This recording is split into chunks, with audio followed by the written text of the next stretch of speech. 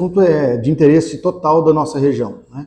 A duplicação. Importante dizer que, desde o meu primeiro mandato estadual, eu sou comprometido com esse tema, né? Senão não teria participado ativamente da permuta do trecho de Corbélia a Cascavel, que viabilizou a duplicação de Nova Esperança para Paranavaí, senão nós não teríamos essa obra aí que hoje é uma realidade. Então esse é um assunto que, primeiro, me interessa a região e eu trabalho muito nele.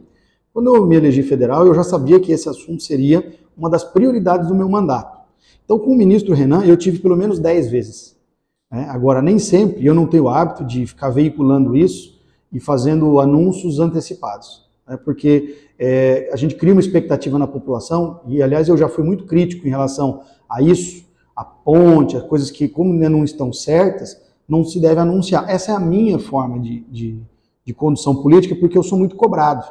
Às vezes as pessoas que não estão na política criam expectativa, mas eles não têm obrigação nenhuma. Eu tenho uma obrigação de só anunciar o dia que estiver seguro o que eu estiver falando, né? Senão eu sou cobrado e depois eu não entrego e fica muito desagradável, e não é esse o compromisso que eu tenho com a população. O meu compromisso é o inverso.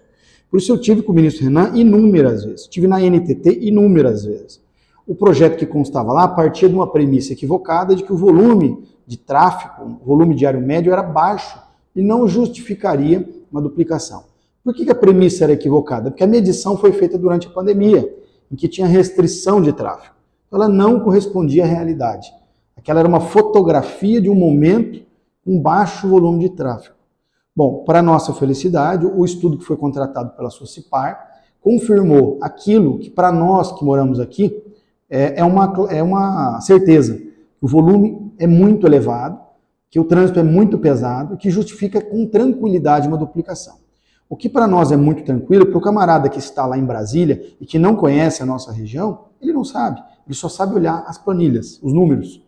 Só sabe olhar o que o estudo de engenharia aponta para eles. Por isso, por essa razão, esse novo estudo confirmou, como eu disse, o que a gente já sabe na prática, porque vivemos aqui e passamos por ali sempre, todos os dias, e que permitiu que a NTT e o Ministério dos Transportes partissem para uma reavaliação dos seus estudos. Como nós fizemos também uma mobilização política, e aqui eu quero fazer justiça, todos os partidos de diferentes orientações políticas e ideológicas que tiveram votos na nossa região foram convidados e todos participaram.